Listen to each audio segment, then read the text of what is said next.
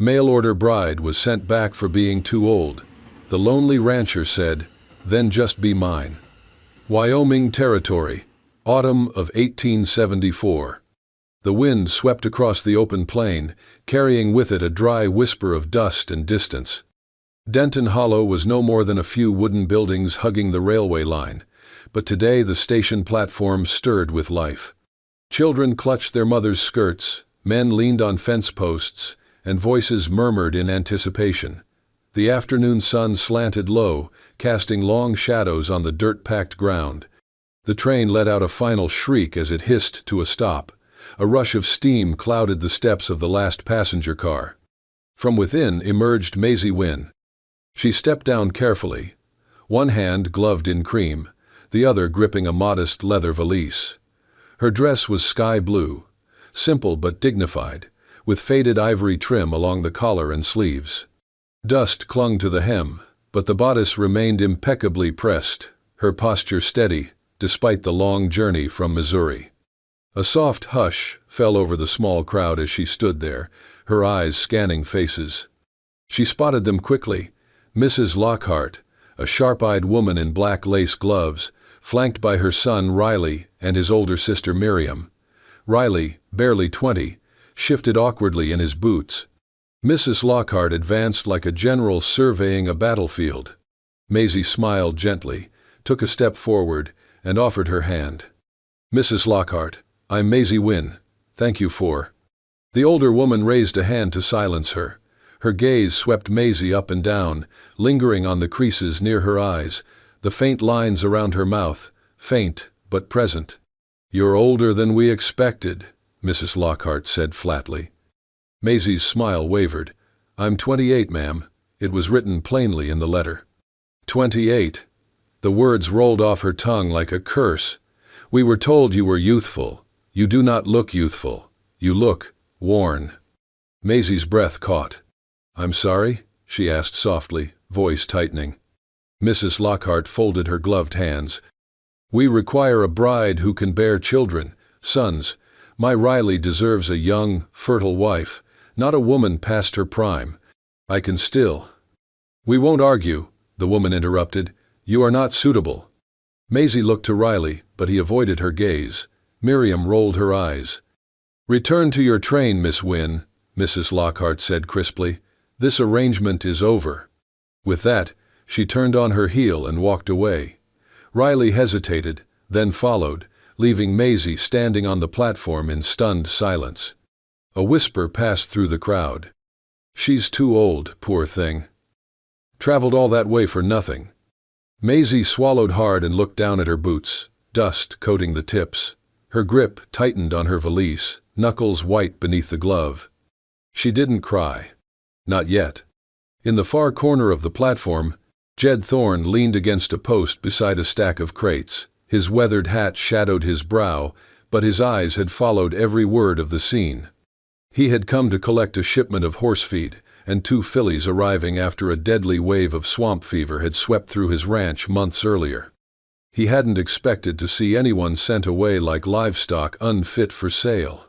Maisie turned, stepping off the platform with careful dignity. Her face was calm, but her chest rose and fell with quiet, controlled breaths. The train hissed behind her. Jed watched her walk past him. Then he stood upright, brushed the dust from his coat, and followed. He approached slowly, not wanting to startle her. She noticed him when his boots crunched the gravel beside her. "You do not have to say anything," she said before he could speak, voice low, steady. "I know what it looked like." Jed held his hat in both hands, gaze steady. "I was not going to apologize on their behalf." Maisie blinked, unsure how to respond. He continued, voice rough like dry wood. "Just wanted to say, if they don't want you, that's their loss." She stared at him, unsure whether to laugh or cry. "Thank you, but that does not solve the fact that I have nowhere to go." Jed nodded once, then looked out across the horizon, as if considering something far beyond it. "I've got a place," he said at last. "It's quiet, few hours' ride west. Just me, a barn, and some half-recovered horses." Maisie tilted her head. "Are you offering me work?" "No," he said. "I'm offering you rest." Her brow furrowed slightly. "I am not looking for pity, Mr. Thorne," he replied. "Jed Thorne. I am not looking to be saved, Mr. Thorne. I am not saving you, Miss Wynne." He met her eyes. "Just offering a roof, and some space, until you figure your next step." Maisie looked back toward the train, then toward the town.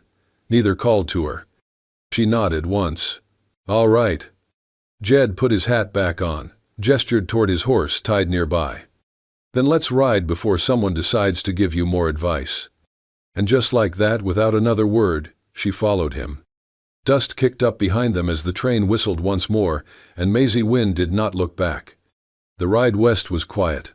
Jed didn't speak much, and Maisie didn't ask questions. The trail was long, winding through sagebrush and cottonwoods, over shallow creeks and under the stretch of sky so wide it felt like a weight. By the time they reached the ranch, the sun had begun its slow descent behind the hills.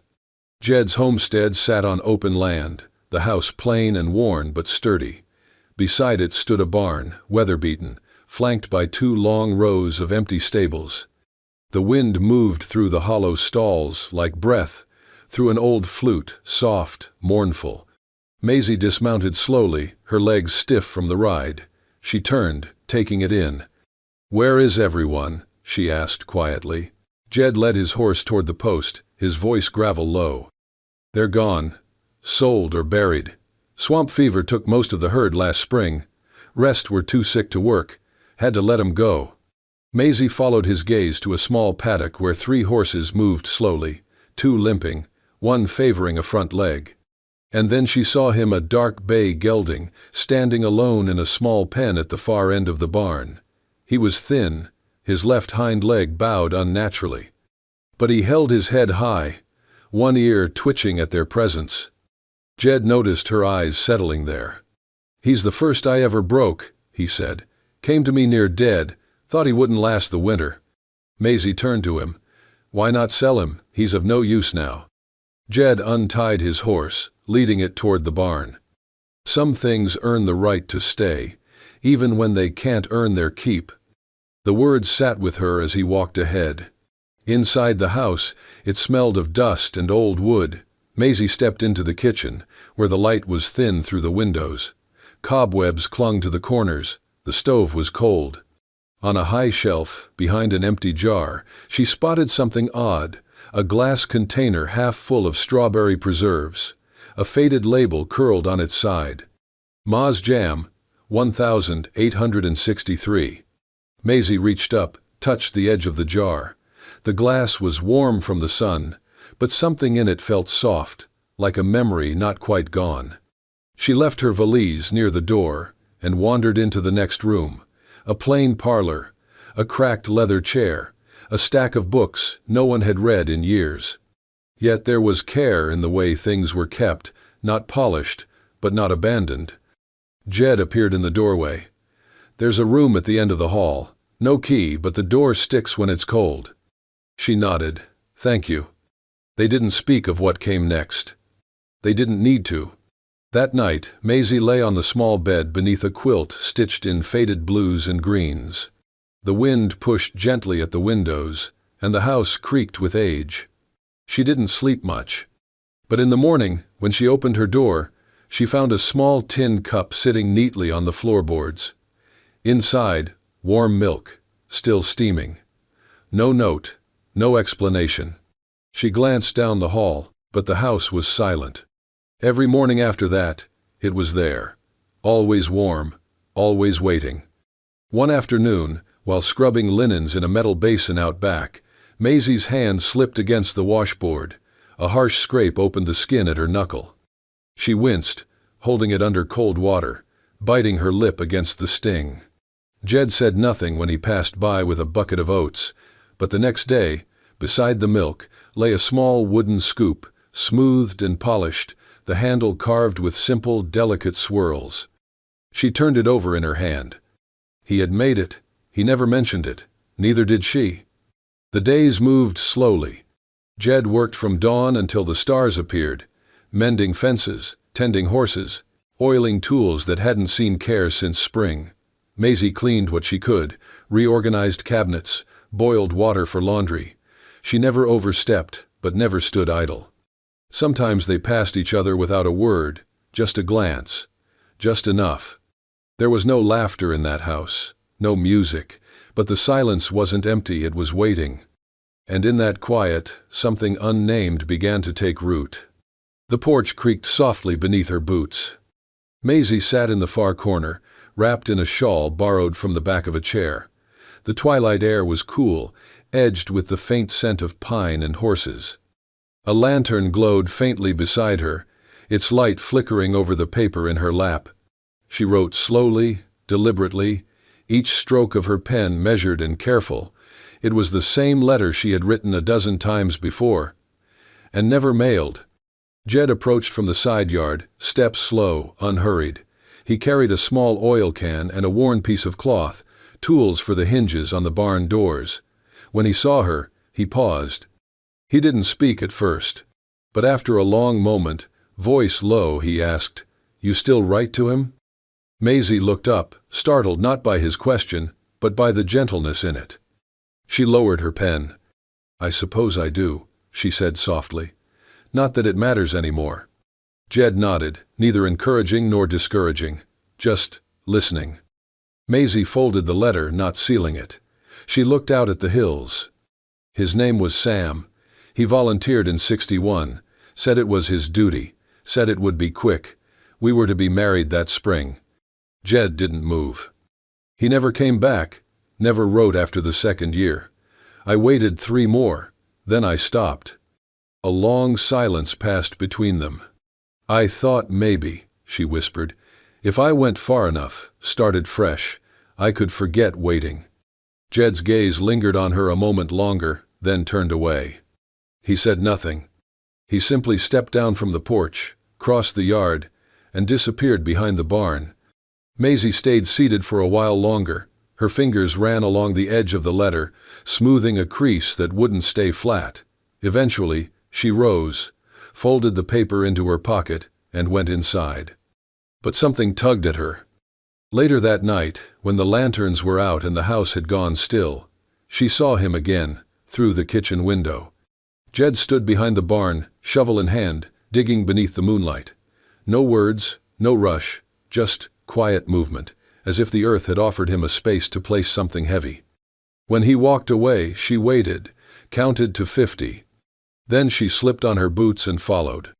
The soil was soft where he had been. Maisie knelt, fingers trembling, not from fear, but something deeper, something like knowing. She dug gently, hands careful. The wooden box was small, plain, with a latch that opened easily. Inside were letters. Her letters, not sent, not burned, just kept. Unopened. Dozens of them, stacked neatly. And atop them, a folded scrap of paper in a different hand. Jed's. She unfolded it. "Don't write any more. You deserve to live, not wait. J.T." Maisie's breath hitched. She sat there a long time, under the stars, box in her lap, heart somewhere between fury and something softer. She didn't confront him. She didn't speak of it.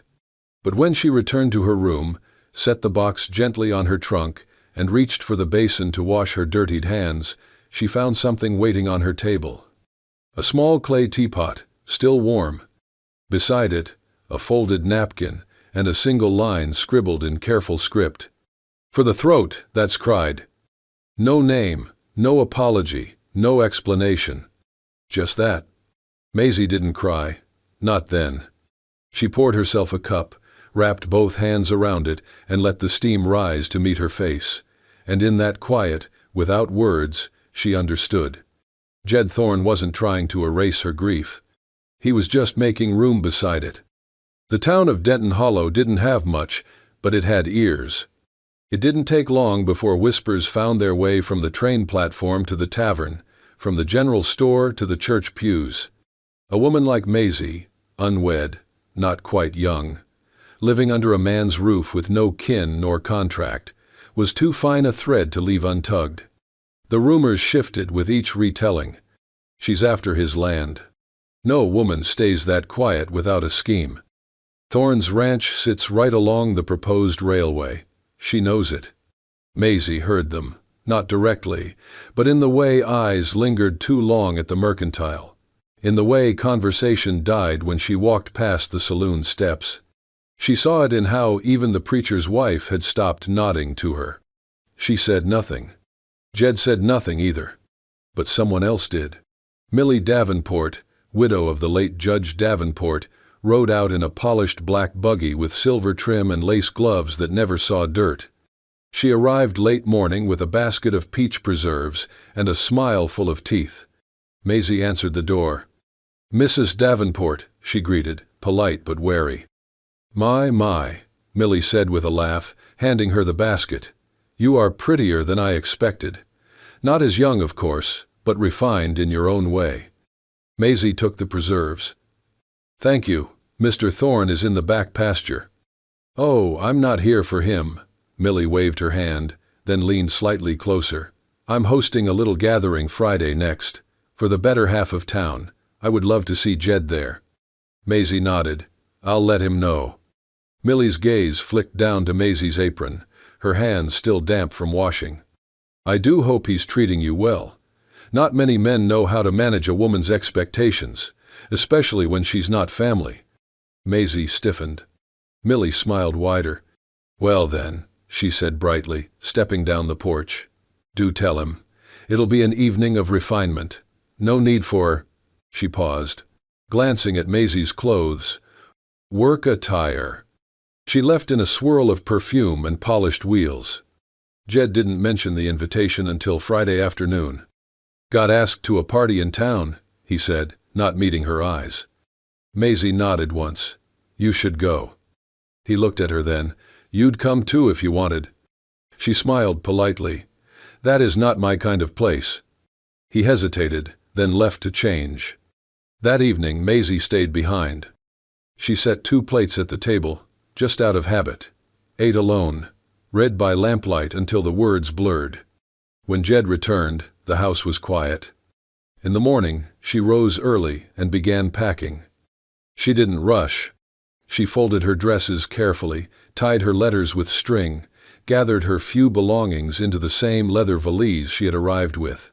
On the nightstand, she left the wooden scoop Jed had carved.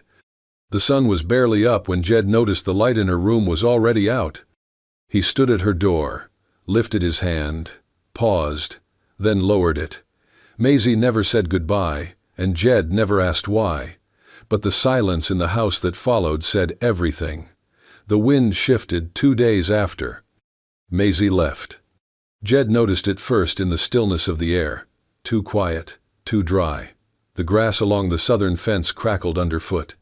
By mid-morning, the sky wore a strange tint, like something was waiting to break. He was in the barn, checking bandages on the bay gelding's weak leg, when the scent hit him, sharp, acrid, unmistakable. Smoke. He turned toward the northern window and saw it, a thick column rising, black against the sky. Then came the crackling, the roar, like thunder without rain. The far end of the barn was ablaze. He shouted, ran toward the flame, grabbing a bucket before remembering the well pump was too far. The fire had taken the dry hay first. Now the stalls were catching. The horses screamed. He rushed into the nearest stall, coaxing out the 2-year-old chestnut with a firm tug, slapping its flank to send it running. He turned back, but the smoke thickened, choking, clawing at his throat. "Damn it," he coughed, stumbling deeper. The old gelding was still there, frozen in his corner. Jed reached for the halter. A beam groaned above him, then fell. Jed barely ducked, but the edge clipped his shoulder, slamming him against the stall. The world spun. Smoke filled his lungs. He couldn't move. Maisie had not made it far. The stagecoach she hoped to catch had broken down a few miles outside Denton Hollow. She was walking along the ridge when she saw the smoke, rising from the direction she knew too well. The ranch. She didn't hesitate. Her boots bit into the dirt as she ran, skirts flying, valise abandoned on the roadside. She didn't stop until the outline of the barn came into view, half engulfed, flames licking at the rafters. "Jed!" she screamed, her voice raw. No answer. She grabbed a water pail from beside the well, flung it at the wall. Useless. Then she yanked open the main door, nearly blinded by smoke and heat. "Jed!" she cried again. A cough, weak, from the back. She pulled her shawl over her nose, plunged into the haze. She found him slumped against the side of the last stall, one arm shielding his head, the other limp. A bloody scrape ran down his temple. "You stubborn, stupid man," she whispered hoarsely. She looped his arm around her shoulders, bracing her feet. "I've got you," she said. "You don't get to die in here." He groaned. "Maisie? Do not talk, just move." She dragged him through the heat, past falling embers and groaning beams. Her sleeve caught fire at the edge, and she slapped it out with one trembling hand. Smoke clawed at her lungs. They stumbled out into the light just as the roof of the barn gave a final shudder and collapsed behind them in a storm of ash and sparks. She collapsed beside him in the dirt, gasping. His eyes fluttered open. "You came back," he whispered. Maisie looked down at him, her voice trembling. "Of course I did." His hand reached for hers, covered in soot. "I thought you were gone." "I was. Then I remembered you do not know how to take care of yourself." He tried to smile, winced instead. "You saved me." Maisie blinked against the tears that rose unbidden. "You saved me first," she said. "Back at that train station, you just didn't know it." They lay there, smoke curling into the sky, the remains of the barn glowing behind them. Her arm burned along the edge where the fire had kissed her skin. But she didn't let go. Not this time. The fire had left the barn in ruins. Smoke still curled from blackened beams 2 days later, rising in lazy spirals that disappeared into a sky mercifully clear. Inside the house, the air smelled of ash and salve. Jed lay on the cot near the hearth, a bandage wrapping his left shoulder, his face bruised and raw in places. His breath came slow but steady. He hadn't spoken much, just nodded when Maisie gave him water, grunted softly when she applied the ointment to the scrape on his temple. Maisie worked in silence. She sat beside him now, wringing out a cloth, gently dabbing at the edge of his jaw where smoke had burned the skin. Jed winced, but didn't pull away. "You could have died," she said, voice barely above a whisper. He was quiet a long moment. Then, softly, "Would have been easier." Maisie paused, cloth stilled in her hand. Jed opened his eyes, looking at her without flinching. "I did not think anyone would come back for me." Maisie's breath caught. "I thought, people leave, that's what they do, they go, and I stay, that's the way it's always been."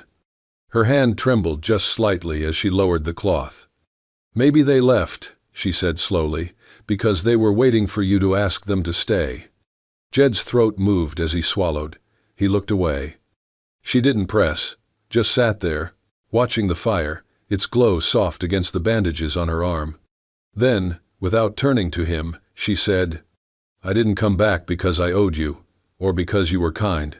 I came back because I wanted to." He looked at her again. "I don't need to be kept," she continued. "I just need to be chosen.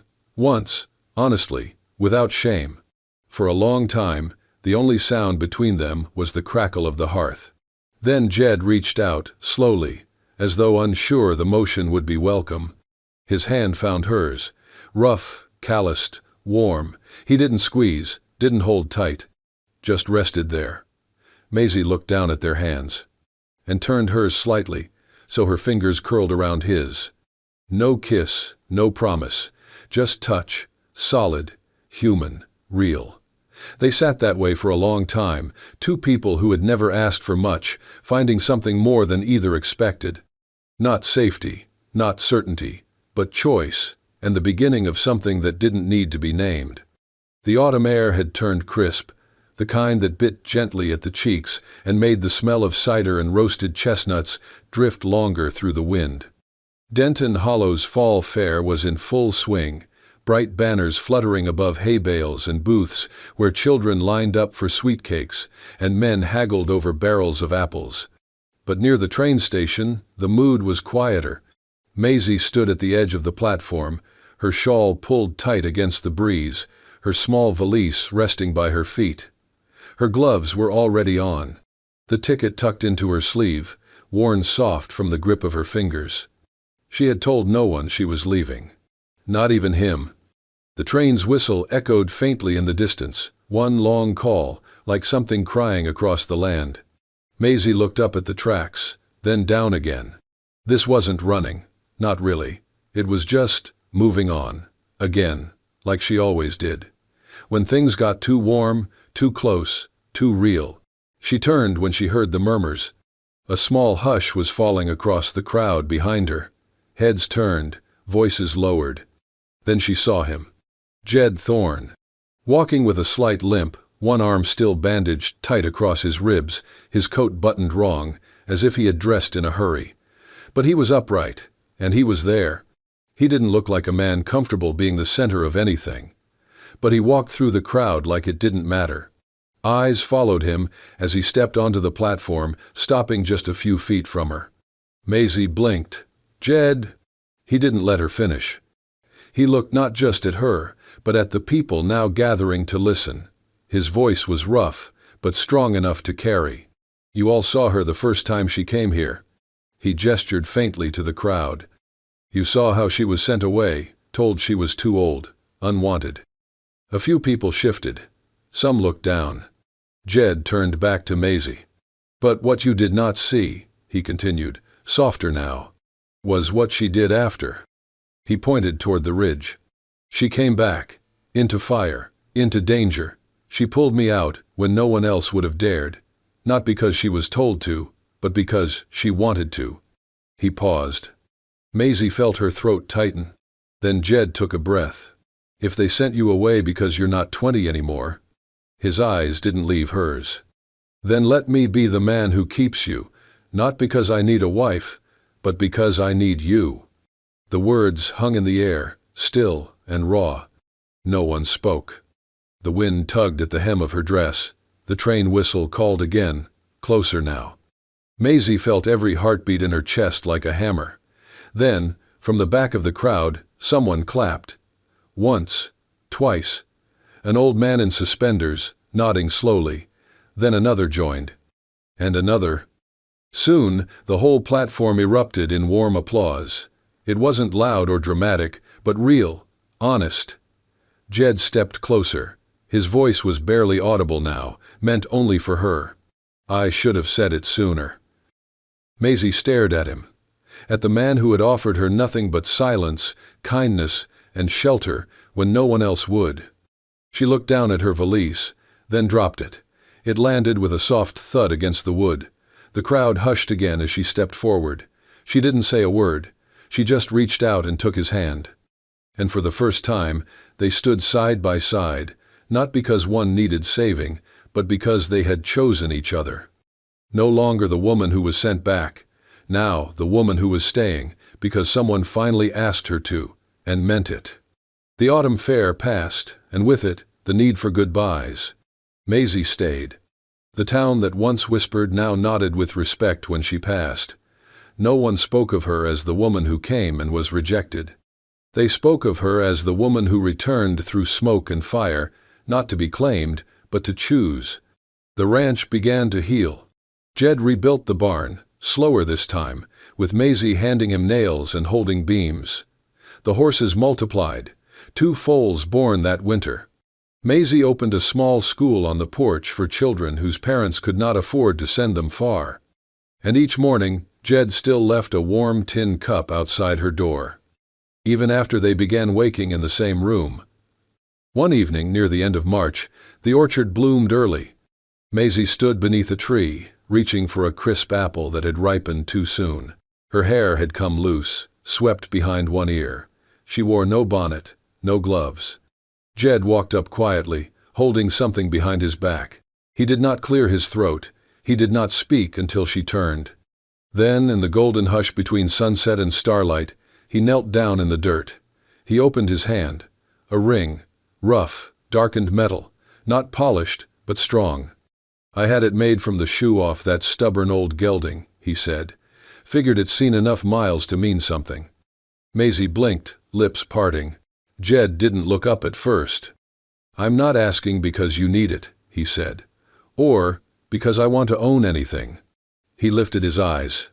"I'm asking because, when I think of home, it's your voice I hear. Not walls, not land, you." He swallowed. "You were never too old, just too real for the fools who could not see." A pause, then simply, "Will you marry me, Maisie Wynne?"